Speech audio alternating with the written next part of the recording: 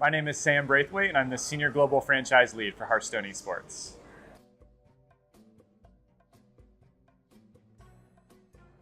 My job on the Hearthstone team is to provide the overall vision and direction for Hearthstone Esports. And so we have a really strong team that's been working on Hearthstone Esports for a while. I'm actually one of the newest members on the team. But really where I come in is working with all of our regional teams, working with the game team directly to ensure that Hearthstone Esports has the visibility, promotions, and visions both internally and externally.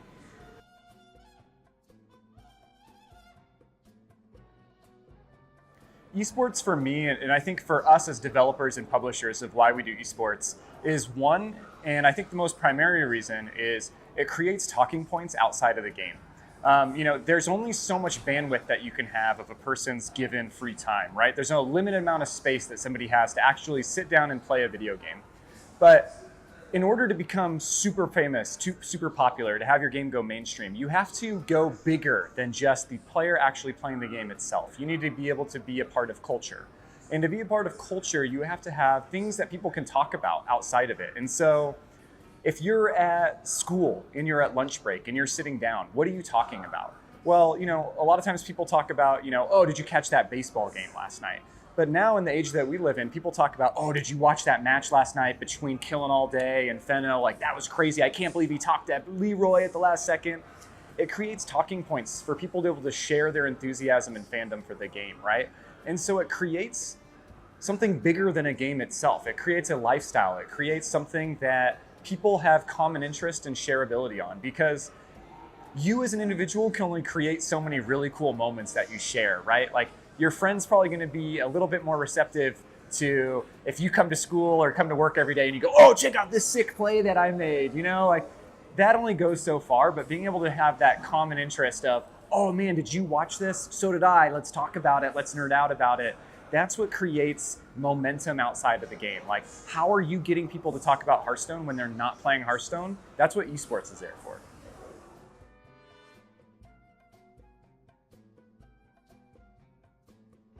I think all three types of users, which is, if we look at all the types, there's the new players, right? So if you're a new player, one of the things that we found from doing surveys, focus groups, etc., is that 85% of people watch Hearthstone Esports to get better at the game. And so if you're a new player, what a better experience than to tune in and watch the best players in the world and to have really good commentators and casters that are there breaking it down and explaining to you in layman's terms, right? Esports is also there as a retention tool. If I'm somebody that's playing the game all the time and regularly, it keeps me engaged. It keeps me giving something to watch, something to talk about, what we kind of talked about earlier with creating moments outside of the game. But also, and I think with Hearthstone in particular, it's really good at reaching churned users. It's reaching the people who have maybe stopped playing, but still care about the game. Esports is that way to still connect with them, right? If you look at traditional sports, how many people that watch the NBA or the NFL still play football, basketball, etc.? Not many, but it's what they did when they were in college. It's what they did when they were building up their social habits, and that transition into their adult life. And even though you don't play anymore, it's still something that you can relate to, and it's something that is excitable to you.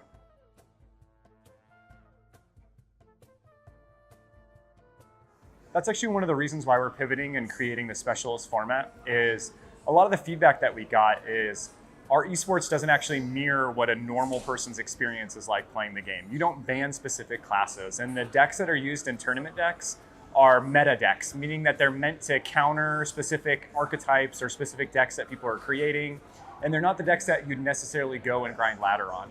And so one of the pivots that we're making with the specialist format is to create something that's a little bit approachable for the average player. And so by having just one class and one deck, that's hey, I can go and build that. That's something that I can do. Another thing is that it's a little bit expensive right now, the actual atmosphere surrounding Conquest format, because you have to have 5 competitively viable decks from 5 different classes. That takes a while to build up the collection to be able to do something like that. Specialist format makes it a little bit easier for new players to come in. And I think one of the things that we're really excited about with Grandmasters is being able to take the specialist format and the decks that are created and be able to educate and teach people, how do you apply this to your ladder experience, right? And so as a player in Grandmasters goes from game 1 to game 2, we know what their sideboards are, right? And so you can create a narrative on that, which is, hey, I'm playing this specific warrior deck. If you're playing this warrior deck on ladder and you're continuously running into aggro players, what are the cards that you should be removing from that deck and swapping in to increase your odds against those specific deck archetypes? That's something that we're hoping to really hit the nail on with this upcoming year is how do we make Hearthstone Esports more educational?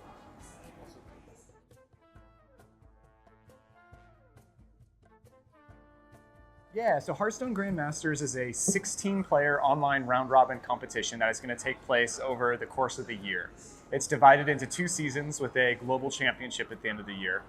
There's going to be 4 regions that are participating. There's going to be North America, Europe, and APAC, and then China's running their Gold Series, which is equivalent to what we're going to be doing throughout the rest of the world. The goal of Grandmasters is to be able to create a runway and a platform for us to develop the next generation of Hearthstone superstars. If we really look at the feedback that we received about HCT has been a great program. And being here right now, you can feel the atmosphere, the excitement of the culmination of the year.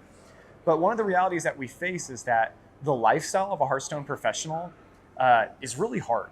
They spend a lot of time grinding the ladder. They spend a lot of time going to tour stops. We had 32 different tour stops on top of 3 seasonal championships, leading into playoffs, leading into a world championship. That's a lot of Hearthstone. What we found is that what was important and what mattered in Hearthstone Esports was lost for the average consumer. There was something always going on every single weekend with a different brand, with a different city, with a different name.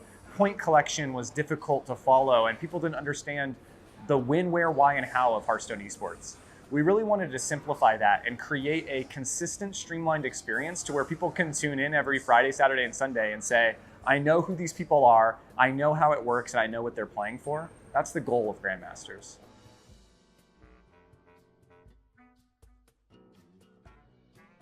I'm super excited about the Master Tour events. I think that this is like one of the coolest parts of our program. Kind of touching upon what I said earlier with Grandmasters about how what was important was kind of lost in the Hearthstone ecosystem with HCT. This is what the Masters Tours is there to define. These are the moments that every single person around the world should be tuning into. So you have Grandmasters that's running into all the regions. All of those players will be live competing for $250,000 with 250 additional people. So it's a 350-person tournament. You're going to have the best players in the world. You're going to have the most popular streamers there. You're going to have influencers. You're going to have people who have won qualifiers from all around the world. It is not only going to be the most hype Hearthstone tournament of all time, it's going to be this really cool social gathering of everybody who cares and really is invested in Hearthstone as an ecosystem, right? And so what we're trying to do is create these marquee moments throughout the year where everything kind of leads up to it, and you have those big prize pool moments. We really kind of took inspiration from the Magic Pro Tour system, the CSGO majors, the Dota 2 majors, where yes, there's little beats that happen throughout the year. There's leagues that are ongoing that create personalities and brands. But those moments is where you get your huge viewership, you get your huge live on-site attendees, and you get the big, that big crown moment where somebody's holding it with a big fat check, right? And what makes Master Tours different than I think what anything else that we've ever done is that anybody can participate and sign up. So we run Master Qualifiers, and they're free online tournaments that anybody can enter. You get packs for just competing and placing well. But if you are just an average player at home, all you have to do is just play in and compete and win one of those tournaments, and you get a ticket to go face off against the best players in the world for $250,000 in places like Las Vegas and Seoul. That's a cool experience. That's how you introduce and bring new people into Hearthstone Esports. And so one of the things that I've been saying a lot today in my interviews is that with HCT leading into this World Championship, we had 19,000 unique competitors that tried their best to be able to be on this stage competing with everybody else. Already with our Master Tour qualifiers, we have over 80,000 people that have competed. By the end of the year, that number is going to be over 150,000 people that are competing in Hearthstone Esports. That right there is insane. Like, that's a crazy reach, right?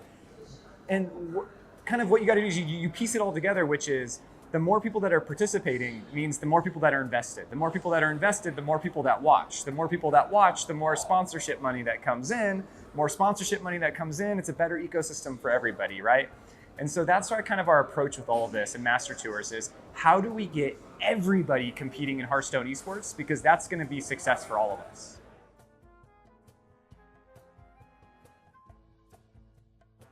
So we're always looking to expand the reach. And like I said, one of my main goals is how do we get more people participating and more people playing in what we're doing right now? And so I think what we're trying to see is we're starting to have a lot more Olympic style competitions emerging in Hearthstone Esports. And in fact, you've participated in one of those. And we're starting to see that there's a demand from the region, right? And as that demand increases, that puts more pressure on us to be able to open up those doors. And so I don't have anything to share right now, but I can tell you that we're monitoring the situation. We're looking at opportunities to be able to expand into the market. And we do believe that it is a market that is ready to be able to be kind of brought into the fold.